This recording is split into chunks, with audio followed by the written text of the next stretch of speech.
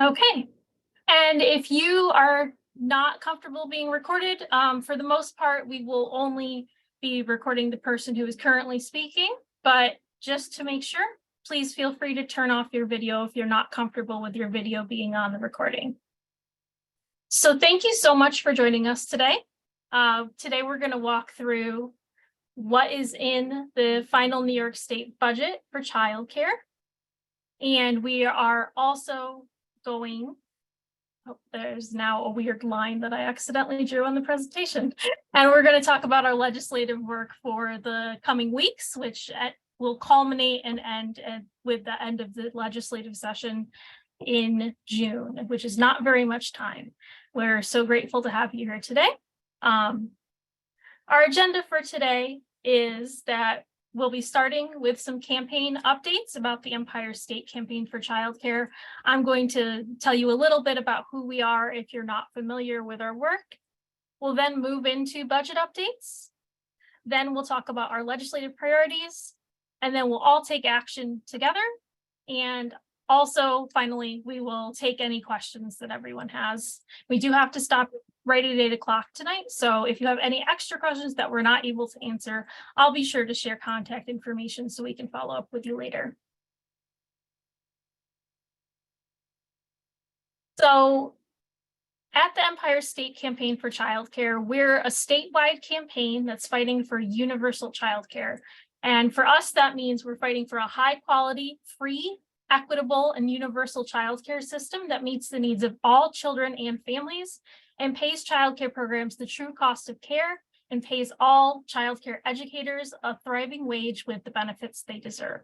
So we are advocates from all across the state of New York. We're parents, we're childcare educators, we're nonprofit advocates, and we're people who just really care about childcare. We're all fighting for this one goal. And a lot of what we do is budget advocacy. And the budget finally just ended. So that's what we'll be talking about today. As far as campaign updates are concerned, for those of you who maybe only get involved with our campaign every once in a while, we want to make sure that you know about ways to get involved and other news that's happening with the campaign. So first is that we're hiring a campaign manager. The campaign manager will help support, strengthen, and expand the Empire State Campaign for Childcare's work towards universal childcare. We're looking for someone with a proven track record that has successfully coordinated or assisted in the coordination of grassroots campaigns specifically. And we are looking for campaign-based experience. So if you know anyone who might fit that bill, we would love if you would share this information with them. Oh, good. I seem to have lost all of my links. So I will get that link for you all as soon as I can. Next, earlier this year, HERD, which is our Human Rights, Equity, Anti-Racism, and Diversity group, which is comprised of all members of the campaign and a core group that works really hard towards centering human rights, equity, anti-racism, and diversity in all of the work that we do. They finalized the campaign's statement and guiding principles, and those are now available on our website, and I will include that link as soon as I can. The goal of this statement is to ensure that we all, as members of the Empire State Campaign for Childcare, understand and abide by these guiding principles, and that they're really embedded into all of the work that we do. Give me 1 second, and I will get those links for you all. Trying to manage screen sharing and having the links is apparently not working out so well this evening. Thank you so much. Okay. So the next is that if you're not already a member of a committee or you're interested in joining another committee, please email my colleague Rebecca Desjardins. So our committees are a really great way to get as much or, just a little bit involved in the work of the campaign on a more day-to-day basis. Our action team meets bi-weekly on Wednesdays from 1 to 2 p.m. and they really drive the actions that the campaign takes as far as in-person local actions, actions in the Capitol, as well as sign-on letters, rallies, events. The legislative work group meets on Thursdays from 12 to 1 p.m. And after the legislative session ends, we meet every other week. This group oversees policy development and our legislative strategy. They're also responsible for coordinating all of our contact with legislators, the governor's office, and our caucuses at the legislature. Communications Committee meets Tuesdays from 3 to 4 p.m. and we support, I'm one of the co-chairs of the Comms Committee, and we support social media, press releases, statements, all those sorts of things. And finally, HERD is open to all members of the Empire State Campaign for Childcare and meets bi-weekly on Wednesdays, opposite the weeks that the action team meets. And their responsibility, our responsibility as part of HERD, is to center diversity, equity, inclusion, human rights, and anti-racism in all of our work. So yeah, if you're interested in joining, we would really love to have you on any of our committees. And just email Rebecca and she'll give you the information to follow up. And then lastly, we will be forming a rural caucus to address the challenges faced by rural childcare programs and families. So we are, of course, always trying to understand and ensure that the intersectional needs of childcare programs, families, and children across all of New York State are represented, and really want to make sure that the voices of rural educators and rural families are included in that. So if you're interested in becoming involved as that group forms, because it's not formed yet, but it is in progress, please email Blue Character, who is one of the founders of the campaign and is now serving as a consultant for our work. And with that, I will pass it, let's see, to my colleague Gregory Brender, if he is here and ready. Yes. Am I unmuted? We hear you, Gregory. Oh, great. So yeah, we had some big wins in our legislative advocacy and our budget advocacy this year. I'll go through them a little quickly. First, income, sorry, actually, let me start one more slide up. The biggest win was $500 million for childcare stabilization funding. This is important funding, but it is not the for childcare workforce retention fund. This is important funding, but because it is 1 year only, it's not the transformative change that we need to see. But nonetheless, it is something that's going to be helpful to a lot of providers, and which is actually higher than what the governor had proposed back in January, thanks to the leadership particularly from the state Senate and all of the advocacy around it. The state also committed to funding 80 absences per year per child for childcare providers, since you of course still have to have all your expenses when children are absent. The state is going to increase eligibility for families to 85% of state median income. So this is about $93,258 for a family of four, up from around $82,000, which is the current standard. We expect that this will be implemented in the fall. It's going to take rulemaking on both the state level, and then local counties need to adopt this new standard. The state's also capping copays for families at 1% of income over the federal poverty level. So that's about $30,000 for a family of four. In a lot of places across New York State, that's going to be a reduction in the copays. Some other wins, facilitated enrollment is expanded to serve some children who are currently excluded due solely to their immigration status, as well as seasonal workers. There's a promise of online applications and categorical income eligibility. These are major problems, red tape that often affects families' ability to access care. There's also $1 million for a new business navigator program to help businesses identify childcare supports for their employees.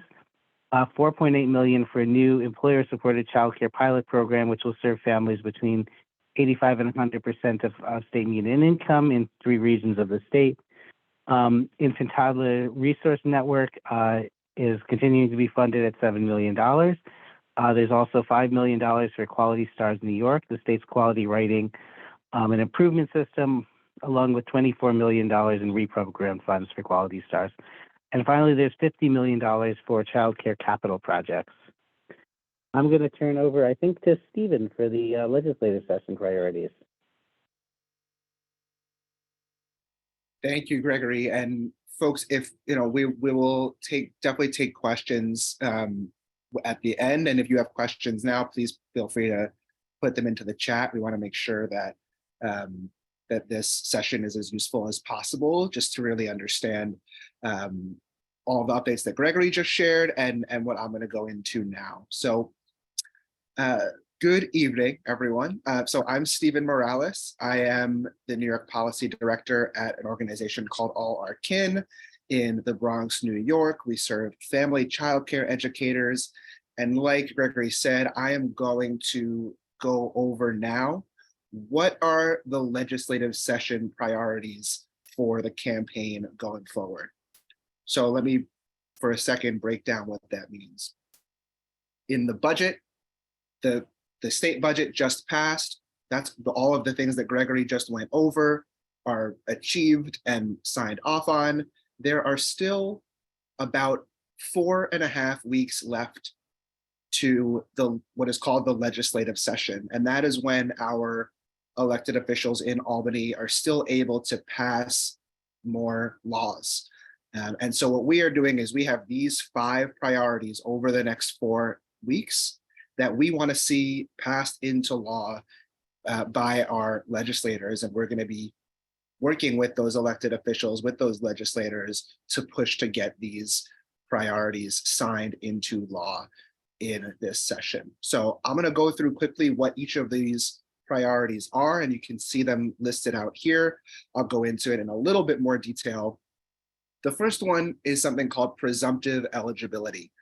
And I think if you're a parent, you know that, and you've tried to access the child care assistance program, you know that it can often take a long time between the time that you first submit your paperwork and the time that you're actually approved for care. And that is a big challenge and harm for families. And it also leaves educators in a really difficult position of not being able to begin receiving the payments from the state for those children in their care. And so what presumptive eligibility would do is it would mean that as soon as a parent submitted their application and their documentation for their the child care assistance program, they would immediately begin to be able to receive access to that care while that paperwork was being validated and approved. So that means they would be presumed eligible, which is why we say presumptive eligibility. And again, the goal there is that for families to immediately, once they've submitted their paperwork, be able to begin receiving care so that they don't have to wait the long number of weeks for that application to be processed. That's priority number 1. Priority number 2 is automatic market rate increases. And if you're a provider on this call, then you probably know really well that over the past couple of years, the state has increased the market rate payments that you as a provider receive for children in your care who use the child care assistance program. The problem, and market rate increases are great, and we want to continue to see those rates go up. But as you also probably know, those rates, providers do not receive them automatically. Depending on which county you're in, you have to go through a process or submit a series of forms to demonstrate that you should qualify for that increased market rate. And we all know, and I'm sure that there are still providers on this call today who have yet to receive that increased rate that we won in last year's budget. And so what automatic market rate increases would do is it would say, as soon as the state increases the market rate, every provider in the state who is receiving child care assistance will get that new increased rate automatically. So that's what we mean by automatic market rate increases, and that's what we're pushing for in this legislative session. The next piece is decoupling subsidy payments from hours worked. This was something that we fought really hard for in last year's legislative session, and we actually got a bill passed and signed by the governor that unfortunately was interpreted by the governor's office to really not have the impact that we wanted it to have. So decoupling subsidy payment from hours worked, what that means is right now, if you are a parent who qualifies for childcare assistance, you are only eligible to receive childcare assistance during the hours that you are actually at work, with a half hour on either end for transportation. We know that parents need more flexibility than that, and that sometimes your specific work hours are unpredictable or don't match up with the exact hours that you need childcare. And so what we are trying to do is to say that if you are eligible for childcare assistance in New York, it does not matter what hours that you are in work, you should be able to have childcare when you need it. So that is what decoupling subsidy payments from hours worked means. The last two pieces here, first, pay differentials for specialized care. This is something that for parents, for providers who receive childcare, who have children in their program who receive childcare assistance, for children who are either experiencing homelessness or for children who need care during non-traditional hours. Right now, across the state, it looks different in every district, how much extra, what your differential rate is for those specialized types of care. What we are saying in this legislation, what we want to see is that across the state, everyone who is caring for for a child who is either experiencing homelessness or who needs care during non-traditional hours should receive the maximum specialized rate, which is an additional 15%. So that's what we're saying there for specialized care pay differentials. And last, but certainly not least, extending eligibility for childcare assistance to all immigrant children across our state, regardless of immigration status. I think Gregory mentioned that one of the things that we won in this year's budget was a small opening or expansion of the window to allow potentially for children who are not currently qualified because of their immigration status to receive childcare assistance, but that does not go nearly far enough. And so what we want to see is this legislation that would extend eligibility to all children across our state, regardless of their immigration status.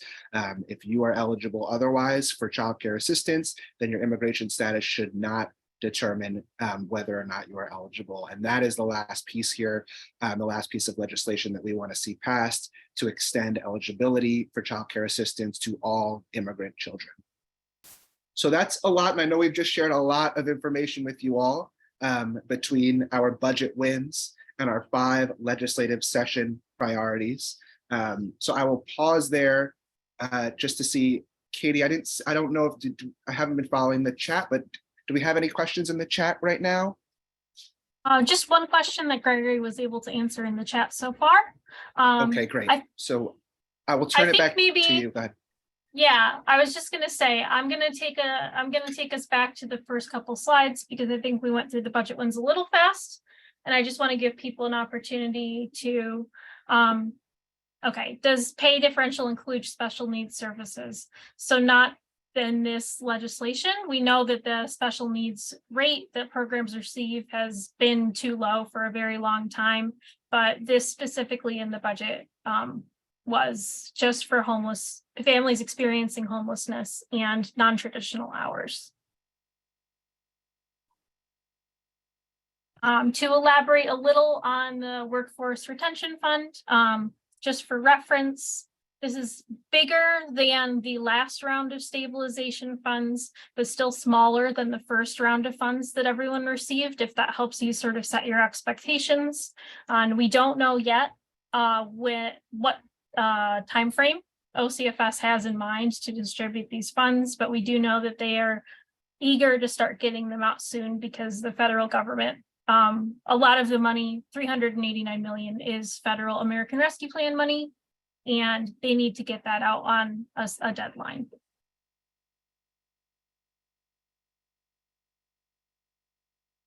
And then as far as these two pieces for families here, just like Gregory said, October 1st is the date that they're planning for this to go into effect. And for the copay, I think it's a little confusing. For the copays, it is 1% of the family's income over the federal poverty level.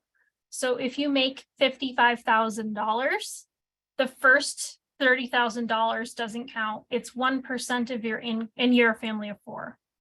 It's 1% of your income over that federal poverty level. So that would be $2,500 for the year.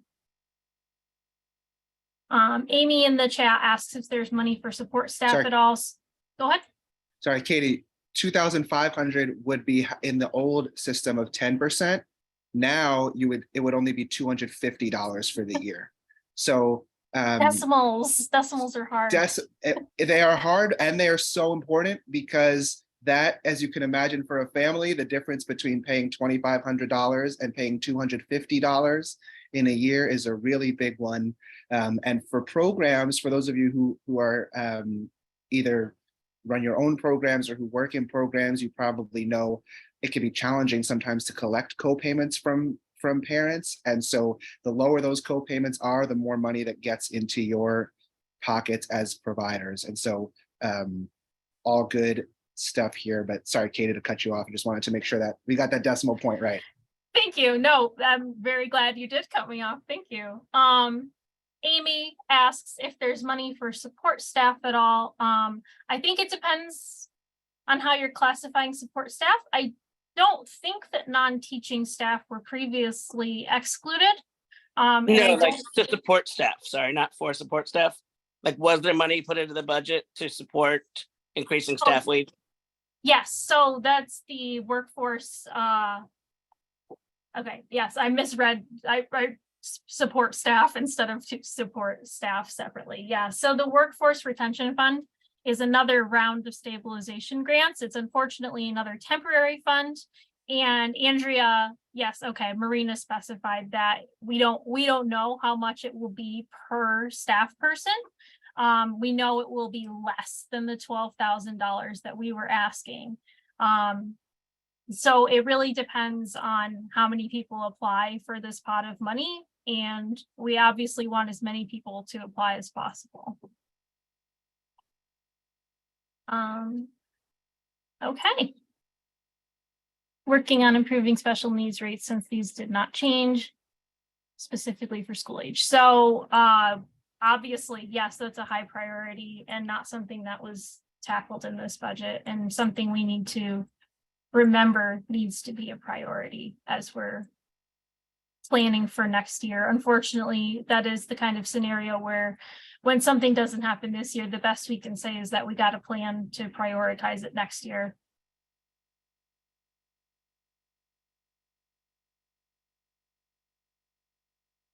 Okay. Please feel free to keep the questions coming.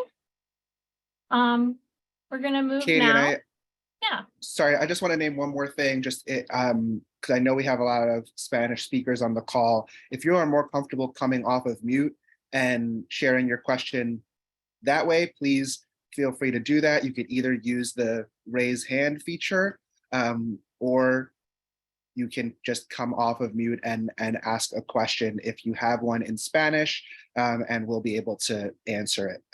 Obviously, if you speak English, whatever language you speak, you should feel free to come off mute and ask a question if you have one, but I just wanted to make sure that's an option in addition to using the chat. Thank you. We're gonna do our action next, but then we will have plenty of time for questions. And Marina, I'm gonna pass it to you to psych everybody up to send an email. Right.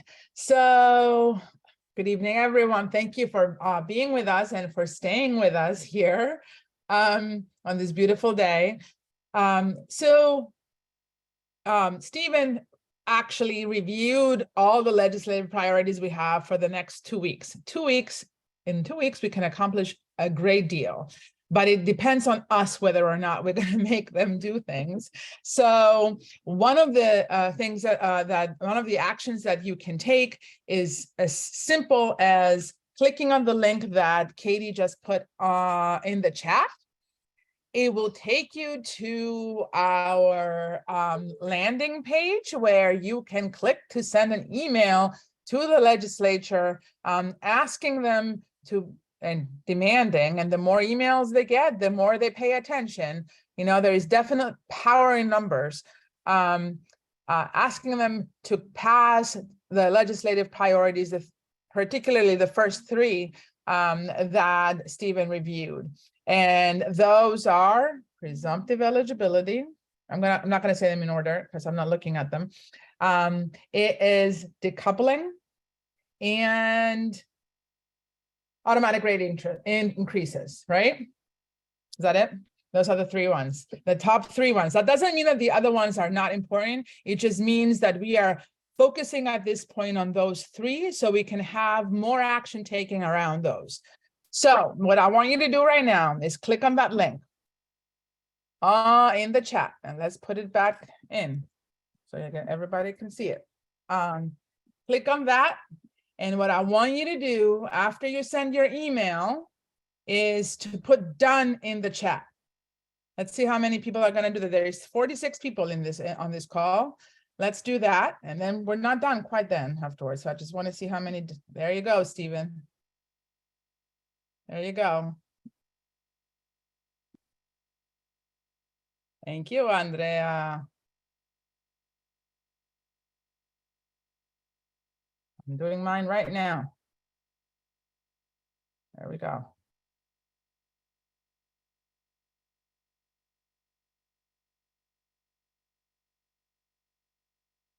All right, look at all this done. Let's keep it coming. I hope that you landed on a page that says, thank you, thanks for your support. And afterwards it says, share this letter, either on Facebook or on Twitter or email a friend.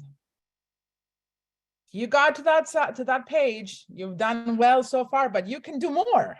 You can click on any one of those icons and share that you took action on social media, because like we said, the more people take action, the more these legislators listen to us.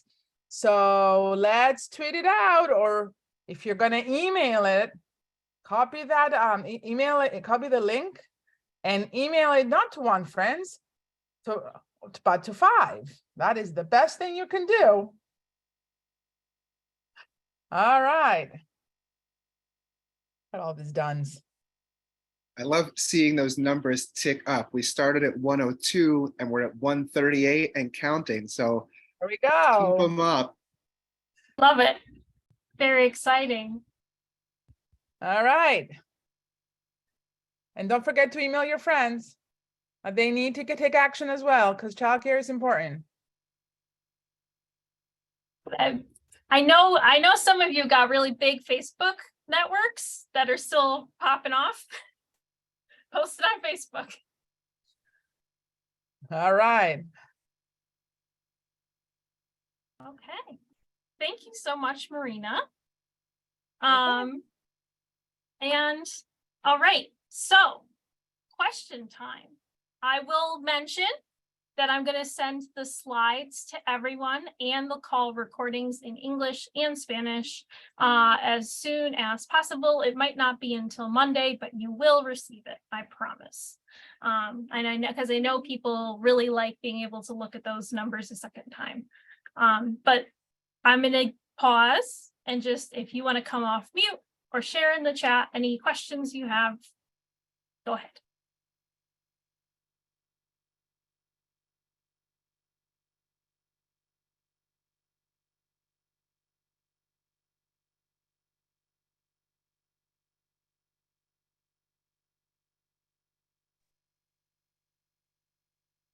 I feel a little like Dora, where she's like, okay. I'm like trying to nod encouragingly. Okay, I'm gonna say some.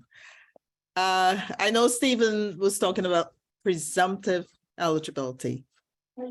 And I think what he mentioned, it would allow the parents to have quicker access to childcare. Because I have like 2 parents right now that probably applied maybe, what are we in May? So roughly, maybe it's probably going on 2 months and we haven't heard anything. They haven't received any mails. I haven't received any either. So would that, if that law is allowed to pass, would they be able to get through? Would it allow them to get through faster once that law passes? Is that what presumptive eligibility is? That is exactly what it is, Andrea. And as you probably know, like right now, federal law allows the state up to 60 days to approve an application for a child care assistance. Katie, check me if I'm wrong on that, but I think it's up to 60 days. What this law would do is it would say during that 60-day period, you can actually receive child care on day 1, because we're going to assume that you are eligible while we're making that determination, right? So it's exactly what you said. Once they get all that application and documentation in, they would start to get the care. Thank you, Steve. Question. Oh, sorry, didn't mean to cut you off. I'm going to say the question from the chat out loud so our Spanish speakers are able to hear the question and the answer. Mary Ann asked, will there only be one stable pool administering it? From what we've heard, you should expect that it will be very similar to the other rounds of stabilization grants. But we're going to be talking to OCFS very soon, and we're hoping to get some answers for them for how they plan to do it.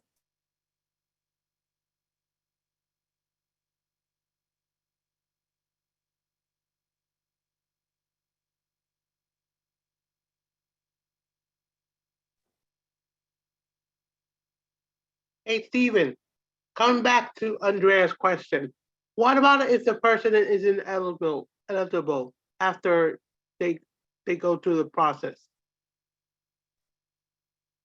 So this would actually, so once if this law passes, OCFS would have to create some regulations about how specifically it would work and how they would make the determinations. I think we would expect that a very small percentage of people who apply and submit all of the appropriate documentation would ultimately be deemed ineligible. We assume that number would be really small.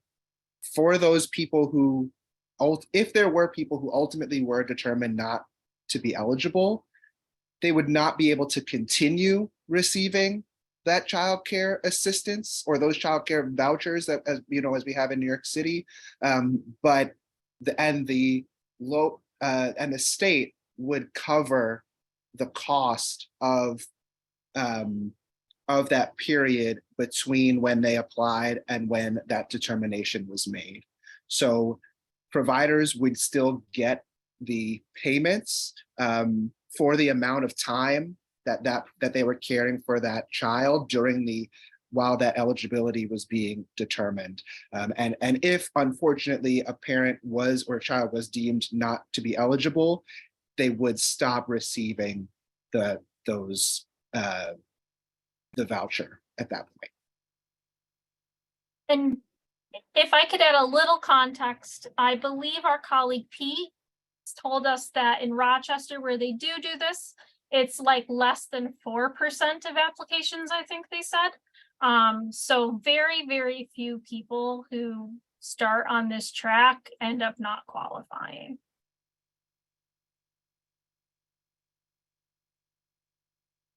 Brenda, hearing about 80 absences a year. Yes, that means you will be paid for up to 80 absences per child. If the child is absent 80 times, you will be paid for those 80 times. If they're absent 81 times, you will still only be paid for 80 times. We're advocating in the long term for a switch to enrollment based, but 80 absences is a really big amount of progress from where we were, with 24 absences. So the concern I have with the stabilization grant is I can't do anything long-term for staff. I can give a bonus, but when I gave bonuses last year, staff lost about half of them to taxes. Is there any thought as to how we can possibly get this money to staff into staff pockets? So So, but I'll start and then I'll pass it to you, Stephen. But our colleague I think it's our colleague from Bank Street, maybe, has been working on ways to make sure that these bonuses don't negatively impact the workforce. And she believes that distributing it as a gift is an option that programs can pursue, but we need to get clarification from OCFS on that. Additionally, within the legislation, they wrote that this shouldn't be counted against any workers for when they go to get redetermined for SNAP, Medicaid, housing vouchers, or any of that.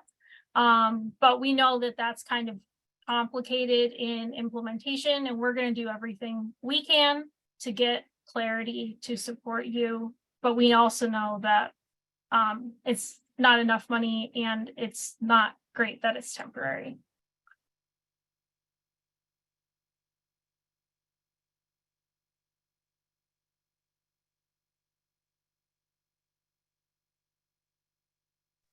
Thank you. Yeah, I mean, my concern is I'd love to just increase their hourly, but as long as they keep making it Yeah. temporary, it's impossible to do that. I think you will find that everyone on this call completely agrees with you. I think as we're thinking to next year, one of the things we're going to have to think about is how we manage to push things to go beyond this temporary stabilization kind of framework and really start to get towards like what is the state willing to do permanently as we push them to do even more.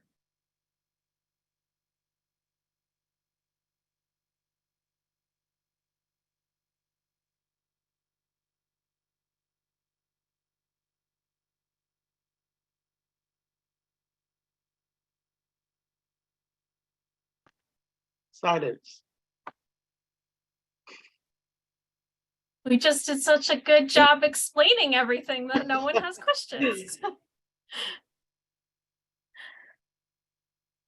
We do really appreciate everyone coming at the end of a very long day, especially our providers who are in programs literally all day long and then come to a budget call. I know that it's probably not the most exciting thing to do, but we're really grateful that you're here. We're grateful that you're fighting with us. And, I'll give one more second to ask questions because it does feel like we're slowing down.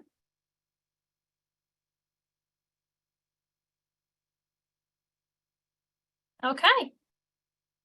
Remember, take action, send a letter, keep an eye out because there's gonna be. I'm not gonna have to. Oh, Shanita. Katie? Oh, Yeah, I'm thinking that maybe you should clarify a little bit on the 80 absences. I'm kind of getting the feeling that there are going to be providers who don't understand that if children are there every day. I think that there might need some clarification on when do you apply for 80 absences, or how do you, or if children are physically walking in the door every day, is that 80 absences for you? I think there might be a little bit of confusion around there. okay. Yeah, so I would just say that the 80 absences are covered if the child misses the program that day because they're sick, because a family member is sick, because their family goes on vacation. You know, if their lack of transportation for the day and they don't make it to the program, you get covered for up to 80 times that individual child doesn't come. So it's not 80 absences for your whole program, it's 80 absences for each child who's receiving subsidy or vouchers. And if the child is in attendance every day, then this doesn't affect you. If they never miss a day, then this doesn't affect you. But if the child isn't there, then you, however you report attendance for your vouchers, for subsidy, then you would mark that they're absent, but still get paid for that absence for up to 80 days. Right, and that's the key, is the up to piece, right?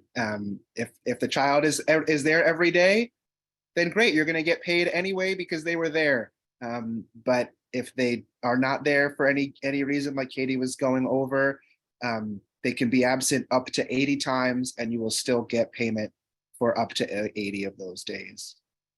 And Katie Marianne has a question in the chat. Yeah, so Marianne asks if there's recourse to ask a family to leave if they're consistently absent. I will admit that I don't know if there are any restrictions on that now. I know that programs are each allowed to have individual absence policies. But, you know, of course, we always encourage programs to work with families, to work with office, you know, DSS offices, to keep families with you to the greatest extent possible.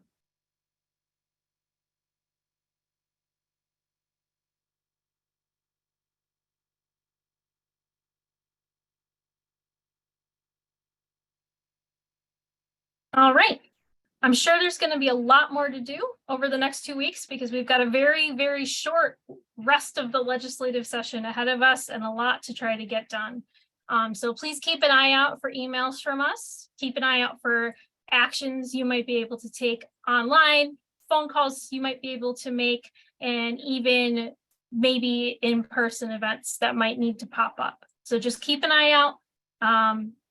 Thank you all so much. Gladys, it's a great question. I keep getting another question right as I'm about to call it. Will the provider get paid if she is absent? I actually don't know how that works. The 80 absences everybody else has, so give one to the provider. Right, Is so I it- think Gladys, that is where specifically the law changing to increase to 80 absences does not impact or have any effect on the providers needing to be absent or needing to close the program for any reason. That 80 absences are specifically tied to the children. And to your point, we do need to do more fighting and advocacy to make sure that providers are able to take days off and you know, have the time that they need. So more to be done there, but this law applies specifically and directly just to the children. Thank you all so much. Oh, what about, oh boy, will the state ever allow providers to get paid holidays? We are fighting for great pay and benefits, and that includes sick pay, that includes reasonable vacation time, just like everybody else. That's not what's happening right now, but that's what we're fighting for, and we know you need it, and we hope you'll keep fighting with us. Katie, I have a hard question for you. Okay. I want to round off the evening with a hard one. What can you say to the providers about what can they look forward to for the following budget year, knowing that this is the last of this type of funding, and what can they look forward to for the next year? What's going to keep them continuing on believing in this work and pushing forward? Well, that is a toughie. You're correct. So Shanita's right that this is the last of the federal rescue plan funding. However, we know that, first of all, there is a lot of momentum nationally, and it might not be happening this year for, you know, in this Congress that we have, but there's a really good chance that the next Congress is going to pass some really big stuff at the national level that'll help us a lot in New York. And the fact of the matter is, even if that doesn't happen, and that certainly won't help us for next year because it won't happen next year, we are going to be fighting as hard as we can to not just keep doing these Band-Aids, to not just keep doing these temporary baby steps, to not keep putting Band-Aids on open wounds. We're fighting for you all to be paid what you deserve. And we're going to fight really hard next year to make sure that when we solve this next year, it's not temporary again. And it's going to be something that you can count on, something you can plan for, not just, 1 year, but every single year. Know that you're not going to have to fight and start from scratch every time. That's what we're fighting for. That's what you need. Yeah, I hope that was a decent answer. United. United, Yeah. exactly, So Gladys. then- And I will say, oh, sorry, go ahead, Jessica. Oh, that's okay. It's okay, Stephen. Is it okay if I say something to that? I was just on Capitol Hill 2 days ago. So I was just gonna say, that's why it's so important for all of us, because childcare really is a bipartisan issue. So especially if you live in a deep red district, we know New York, there's a lot of them now. We had a lot of districts that flipped. It's really important to get to your members because everybody's voice matters, and just telling them how important childcare is, because it's an economic issue for their districts. It may not, the same messaging that we think matters with our legislators here, where they understand that it's about children and families and about women and about the workforce, it doesn't resonate with them. But if you talk to them in terms of the bottom line and the fact that their businesses in their district are going to close their doors because people can't go to work, that's what's going to resonate with them. So talking to them about that and sending messages to them on Capitol Hill, that's going to matter. Thank you so much. That was such a great perspective, and love that you are here fresh from DC, fired up, Bleary eyed. get tired. Yeah. Okay. Awesome. Thank you all so much. Thank you for joining. We'll talk to you all very soon. And, if you ever need me, I'm putting my email in the chat. If a question comes up, just shoot it my way. Have a Yeah. great night, everyone. Talk here now. Talk here Take now. care now. Good night, Gracias, everybody. thank you.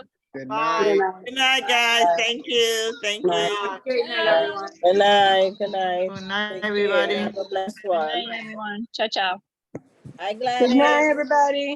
Good night. Good night. Good Good night. night, Tanita. Thank Good you for night. all the Thank you. information. Bye, Anita. Bye-bye. Bye.